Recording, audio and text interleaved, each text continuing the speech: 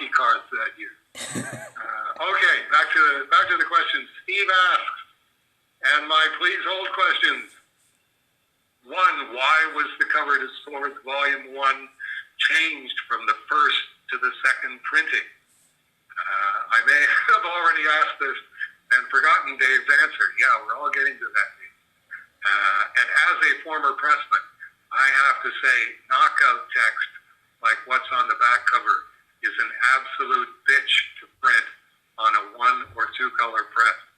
Boy, tell me about it. That's one of those, I know exactly what I want this to look like, but no, you need a much bigger press and a much bigger print run to be able to do that kind of knockout type. It was changed because I didn't like the cover. I knew what I wanted the cover of Swords Volume 1 to look like, a cross between Bernie Wrightson's Bad Time Stories cover with the watercolor quality to it, and the first or second Flash annual, which had close-up pictures of Flash at the bottom of these vertical columns, and each column was a different story. And boy, the way it looked in my head was really, really good. And the way it actually came out as a piece of artwork was really, really only a fraction of that. And then, as usually happens with something that I'm not happy with the drawing or the painting when I get it done, the printing did it no favors. The printing on the Swords Volume 1 cover was really, really bad. And it was like, no, this was going to be my Dave Sim Bad Time Stories, a $5 square-bound, relatively thin book, but something where I was just absolutely jazzed by how the color came out and how I put the whole cover together. So it was, forget it. Let's rethink that right from the ground up. Number 2, were any changes made to the art/dialogue /etc. when going from the original quote floppies unquote? God, I hate that word. I really hate floppies. Anyway, do the initial phone book printing. Not that I'm aware of. I think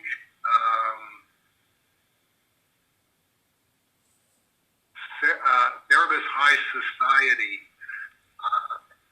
when Cerebus is changing into his suit for the first time, and the lead into the page has a conversation from outside. He goes in the room and closes the door on the conversation that Astoria is having with somebody. And the way I emphasized that was by having part of the bottom of the word balloon cut off, so that the words were amputated on the bottom line horizontally. And somebody at Prenny went, "Oh, geez, Dave made a mistake here, and the letters are missing here. Let's put the letters back in." So for the longest time, that really, really good page. I mean, that's right up in the record-setting category for Cerebus original artwork. Somebody at Prenny tried to just fix my lettering, and that was one of those, I can't even really be bothered fixing it. I don't think it was until one of the later trade paperbacks that I went, okay, time to fix this. The age of the funny print litho sticked around with word balloon, I am declaring officially at an end. I think that's about the only thing that I can think of in that category. Number 3, what issues during the original 300 run had a second printing? And were all those issues so designated on the front cover?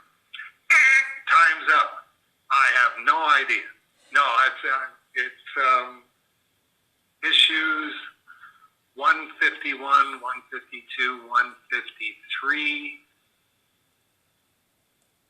154 possibly. That's when my memory gets kind of fuzzy about it.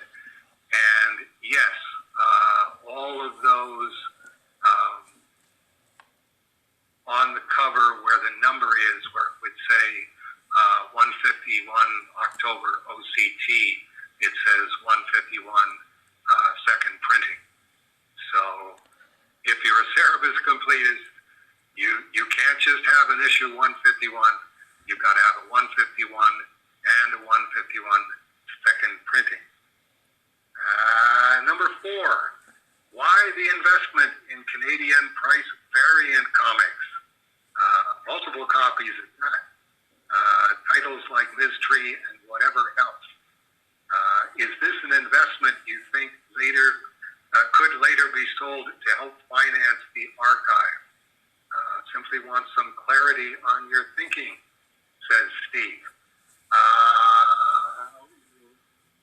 Both, actually, and for different reasons. Ms. Tree, I didn't have any of the Aardvark Vanaheim issues of Ms. Tree, and the fact that the Wilf Jenkins collection had them, I thought, well, okay, there's a situation where I'm probably overpaying buying these for $10 Canadian,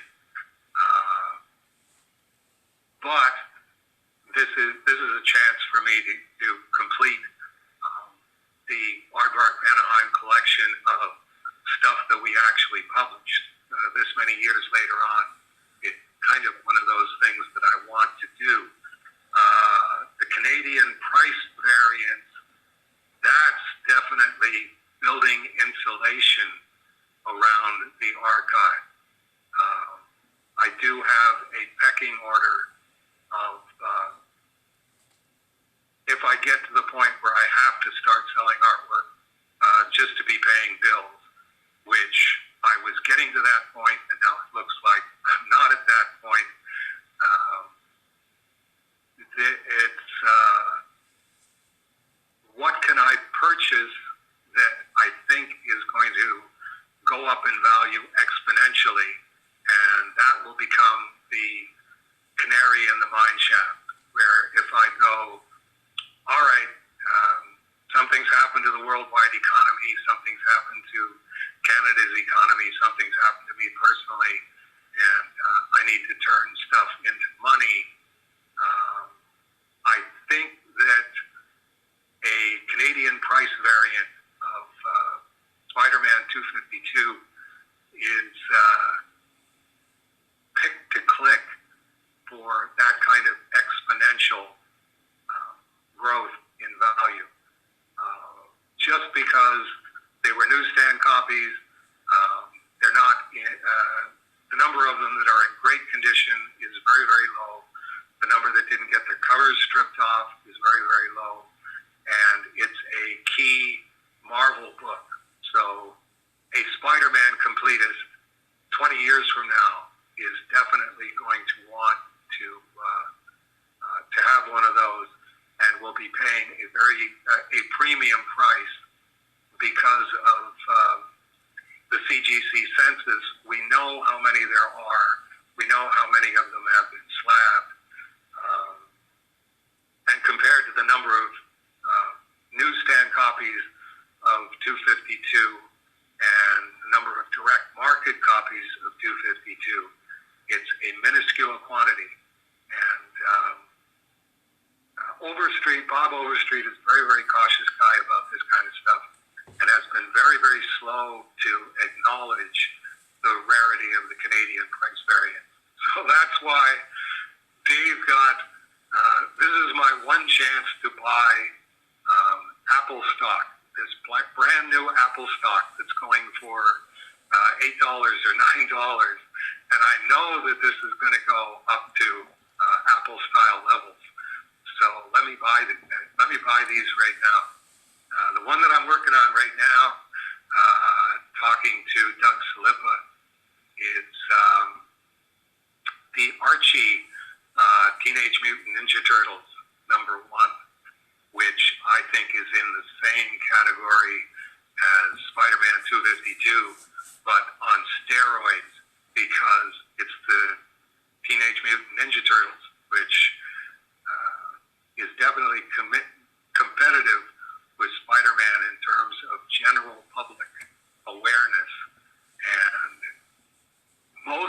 didn't see the Mirage turtles. Like, the Mirage turtles sold really, really well for the direct market, but it really wasn't until Archie did a licensed Turtles comic book that it got up into, by comparison, astronomical numbers. And again, a minuscule percentage of those are Canadian price variants. And I don't think Teenage Mutant Ninja Turtles is ever going to go out of popularity,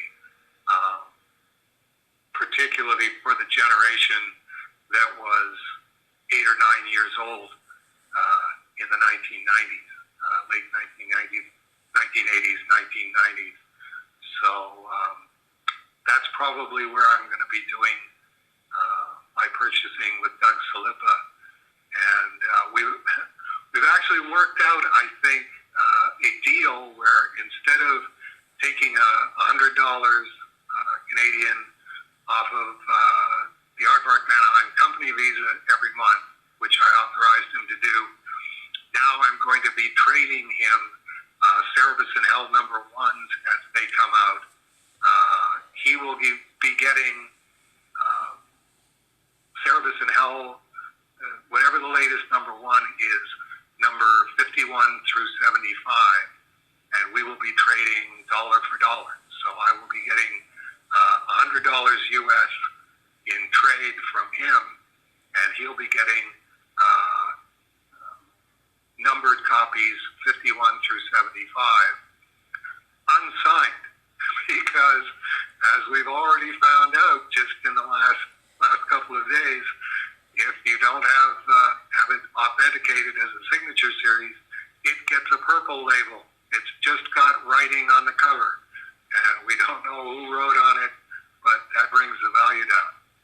So I got to look into that, because the shop that I buy comics from does do signings, and when they do the signings, they do CGC witnessing, and I got to talk to the owner about, okay, how does that work? If we witness it and I don't send it to get slabbed, is the witnessing still valid?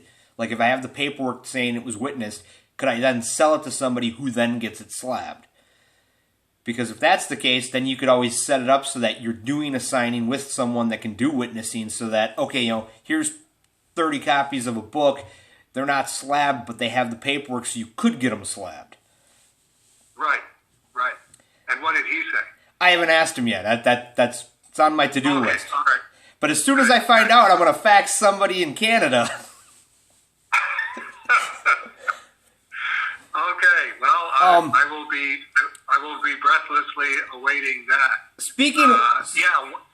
Speaking of breathlessly awaiting, Hobbs sent me the 10 copies of the Virgin Batvark Penis, and when I found out you only got 3 copies for the archive and that's it, I already decided that 2 of them are getting set away to the box of stuff I have to send Dave, so that you'll have 2 copies that you can either trade or sell. Great. Yeah. Thank you. I mean, it's one of those. Yeah, I can auction them off and get between $25 and $500, depending on what the market is that day. But it's like, if I send it to Dave, you can get it slabbed. Yes. One of the things that I would like to get sorted out, and I have been meaning to get in touch with Paul Litch, who's a longtime guy at CGC, and I used to see him at conventions and stuff like that, and say to him, is there some way that CGC could come up with a thing where I can vouch for myself? Like, I can say, I'm Dave Sim, and yes, I actually signed it. Because I really don't have a vested interest in saying that I signed something that I didn't actually sign. And it's one of the reasons that I did the Will Jenkins collection the way that I did it. If you have a color photograph of the comic book with the signatures on it, that's very difficult to fake in any way. Is there some way